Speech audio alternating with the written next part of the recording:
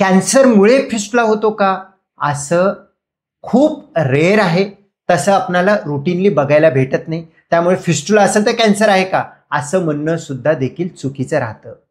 तर मित्रांनो, जर का आता कशामुळे होतं हे कळालं भगंदर, तर मग पुढे क्वेश्चन येतं त्याचे नेमकं भियायचं कशासाठी?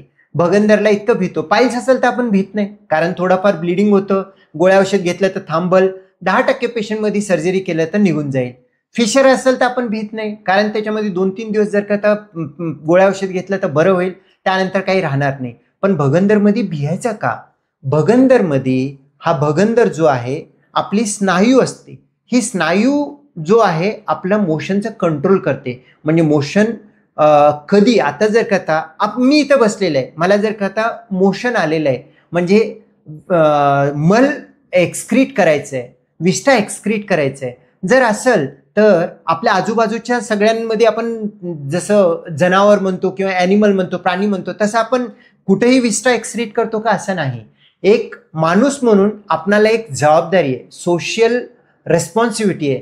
तर आपण काय करतो, 3-4 वर्षापर्यंत लेकराला एक्सेप्टेबल आहे, घरी कुठेही मोशन केलं किंवा कुठेही काही झालं तरी, पण त्याच्या पुढच्या माणसांमध्ये एक सोशल रेस्पॉन्सिबिलिटी आहे.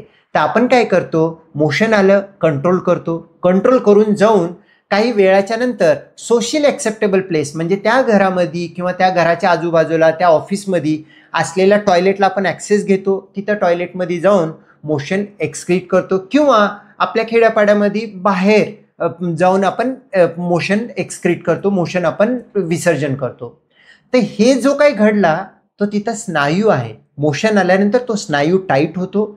ज्या वेळेला आपण कम्फर्टेबल होतो आणि आपल्याला वाटतं की हा एरिया राईट आहे, इथं आपण मोशन करू शकतो, त्यावेळेला तो स्नायू उघडतो, म्हणून मोशन होतो.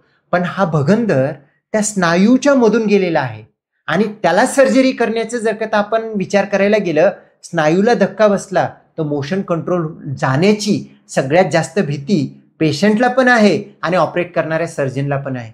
त्यामुळे तो भगंदरचं ऑपरेशन करायचं झालं तर सगळ्यात सोपं असते की सगळं भगंदर काढून टाका, पण ते काढण्याच्या चक्करमध्ये जर का त्या मोशनची जी कंट्रोल करणारी स्नायू आहे त्याला जर धक्का बसला तर पेशंट मोशन कंट्रोल करू शकत नाही आणि तो खूप मोठा स्टिग्मा बनतो. त्यामुळे भगंदरमध्ये खूप टेन्शन असतं, कारण हे ऑपरेशन थोडंसं पेनफुल असतं, ब्लिडिंग होऊ शकतं, जखम असतो आणि सर्वात महत्त्वाचं म्हणजे जर करता इनएक्सपर्ट हँडमध्ये केला मोशन कंट्रोल जाण्याची शक्यता असते आणि कितीही चांगल्या सर्जनच्या हातामध्ये ऑपरेट केलं तर वारंवार येण्याची शक्यता असते. म्हणून भगंदरला भिण्याची गरज आहे, म्हणून भगंदरच्या ऑपरेशनला एक्सपर्ट हँडनं करणं गरजेचं आहे.